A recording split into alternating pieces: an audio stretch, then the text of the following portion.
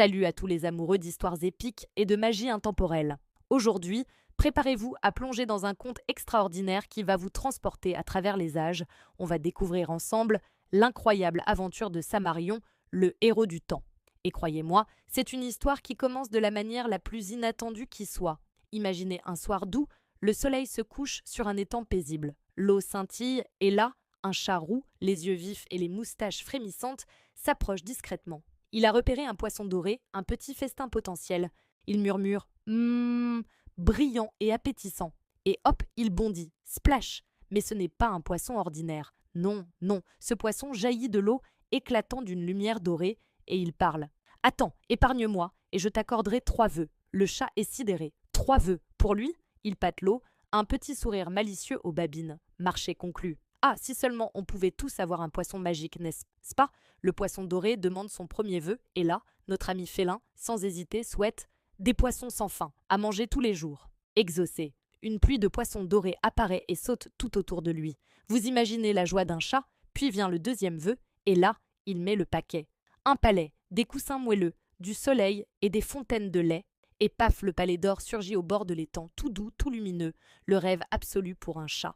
Mais c'est le 3e vœu qui va tout changer, qui va nous montrer le cœur incroyable de ce petit félin. Le chat réfléchit, il ne demande pas plus pour lui, non, il dit que chaque chat du monde trouve chaleur, nourriture et amour. Le poisson doré sourit, un vœu noble, vraiment, et il l'exauce. Une vague de lumière parcourt l'horizon, une promesse d'un monde meilleur pour tous les chats. Le poisson commence alors à s'enfoncer, sa mission accomplie. Mais le chat s'affole. « Attends, j'ai encore un vœu. » Le poisson répond. La loi des vœux est claire, seulement 3. Mais le chat ne lâche rien, il supplie. Et là, c'est le vœu le plus fou, le plus beau, le plus désintéressé. Je veux être un garçon, pouvoir voyager dans le temps et protéger ceux qui ne peuvent se défendre. Se défendre. Le poisson brille, l'eau tremble. Un 4e vœu. Impossible, sauf, dit-il, si ton cœur est pur. Et après un instant de silence, il l'exauce. Une explosion de lumière dorée, et sous nos yeux, le chat se transforme en un jeune garçon. Il a des cheveux d'or, des yeux brillants comme des étoiles félines, et il est émerveillé. Je parle, je marche. Et il regarde l'horizon avec une détermination nouvelle. Et je peux aider. Un symbole doré, une sorte d'horloge magique, s'illumine sous ses pieds. Il fait un pas et disparaît. C'est ainsi que Samarion, le héros du temps, est né. Et son aventure ne fait que commencer. Sa première destination, l'Égypte antique, 2500 ans avant Jésus-Christ. On le retrouve sur un chantier de pyramides, sous un soleil de plomb. Les ouvriers peinent, exténués. Un contremaître les maltraite et porte une amulette noire qui luit d'une magie sombre et menaçante. Samarion, en voix off, sent que quelque chose ne tourne pas rond. Il touche un ouvrier et des chaînes d'ombre apparaissent autour de lui. C'est l'esclavage, l'oppression. Et ça, Samarion ne le supporte pas. Personne ne mérite de vivre ainsi, dit-il. Il s'élance, auréolé d'une énergie dorée pure et puissante. Un coup rapide, l'amulette du contremaître se brise net et la malédiction, la sombre influence qu'elle exerçait, se dissipe comme par enchantement. Les ouvriers, enfin libérés, tombent à genoux, non pas de fatigue, mais de soulagement et de gratitude. Un jeune pharaon s'avance, impressionné par ce mystérieux sauveur. « Qui es-tu, enfant du soleil ?» demande-t-il. Samarion lui répond avec un sourire, empreint d'une sagesse qui dépasse son jeune âge, un voyageur et un ami de ton peuple. La foule l'acclame, folle de joie. Mais Samarion ne s'attarde pas, il n'est pas là pour la gloire. Il s'efface doucement dans une spirale de sable doré, prêt pour sa prochaine mission. Et nous voilà propulsés en 1789 à Paris, en pleine Révolution française. La nuit est agitée, le bruit des tambours et les cris remplissent les rues.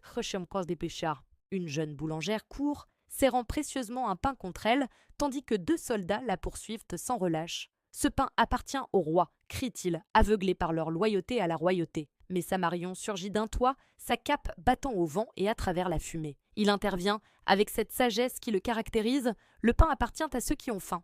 Il tend la main, et dans un geste magique, le pain disparaît des bras de la boulangère pour réapparaître aussitôt entre ceux de 3 enfants affamés. Les soldats sont furieux. « De la sorcellerie !» hurle-t-il. Mais Samarion, lui, reste calme, son regard clair comme le jour. « De la justice !» répond-il simplement. En un éclair, il les désarme sans violence, mais avec une efficacité déconcertante. La foule, témoin de cette scène incroyable, applaudit à tout rompre.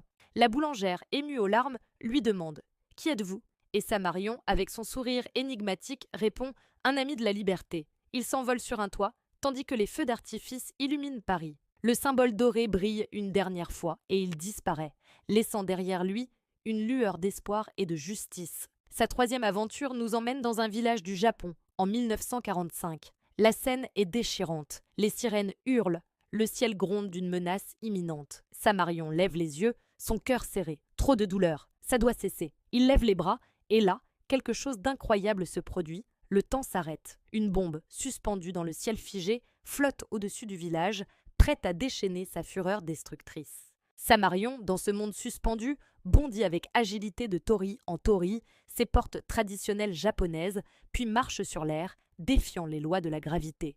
Il atteint la bombe et la touche d'une main brillante. « Va, là où tu ne blesseras personne », murmure-t-il, empli de compassion. La trajectoire de la bombe change miraculeusement. Elle chute, non pas sur le village, mais loin dans la mer où elle ne fera de mal à personne. Le temps reprend son cours et le silence retombe, lourd de la menace évitée de justesse. Un vieil homme, les larmes aux yeux, s'approche de Samarion. « Tu nous as sauvés. Qui es-tu » Samarion lui offre un sourire doux et plein d'espoir. Quelqu'un qui croit que chaque vie mérite un lendemain. Puis, il s'efface comme toujours, dans une lumière dorée, laissant derrière lui une vie épargnée et un message d'espoir qui résonnera éternellement. Après toutes ces aventures à travers le temps, nous retrouvons Samarion à l'endroit exact où tout a commencé, l'étang tranquille, au crépuscule. Il semble un peu plus âgé, son regard est rempli de la sagesse et des émotions de tous les siècles qu'il a traversés. « J'ai vu la paix, la guerre, la peur et l'amour, médite-t-il. Je ne peux pas sauver tout le monde, mais je peux toujours essayer. C'est une promesse, un engagement. Le poisson doré, son ami et son guide, réapparaît dans le reflet de l'eau. Tu as tenu ta promesse, protecteur du temps, mais même les héros doivent se reposer. » Mais Samarion ne l'entend pas ainsi. Il a encore tant à faire, tant de cœur à toucher, tant de vie à protéger. « Le repos attendra, répond-il avec un sourire déterminé. Le monde m'appelle encore. Il avance dans l'eau, le symbole doré tournoie sous ses pieds, prêt à le transporter vers de nouvelles aventures, vers de nouvelles époques. Il disparaît dans un éclat de lumière, laissant derrière lui la promesse que tant qu'il y aura des cœurs purs et des causes à défendre, il sera là. Et c'est ainsi que se termine l'incroyable histoire de Samarion, le héros du temps. Chaque époque a son protecteur, chaque héros naît d'un vœu. C'est une histoire qui nous rappelle que même le plus petit des êtres, un simple chat, peut porter en lui le potentiel de devenir un immense héros, capable de changer le cours de l'histoire grâce à un cœur pur et à la volonté de protéger les plus faibles. Alors, qu'avez-vous pensé de cette aventure incroyable? Est-ce que ça vous a donné envie de voyager dans le temps, vous aussi? Dites-le moi en commentaire. N'oubliez pas de laisser un pouce bleu si vous avez aimé cette histoire, de vous abonner à la chaîne pour ne rater aucune de nos prochaines explorations fantastiques. Et de partager cette vidéo avec tous les fans de récits épiques que vous connaissez. Votre soutien est précieux. Merci d'avoir partagé ce moment magique avec moi et à très vite pour de nouvelles aventures. Peusilos.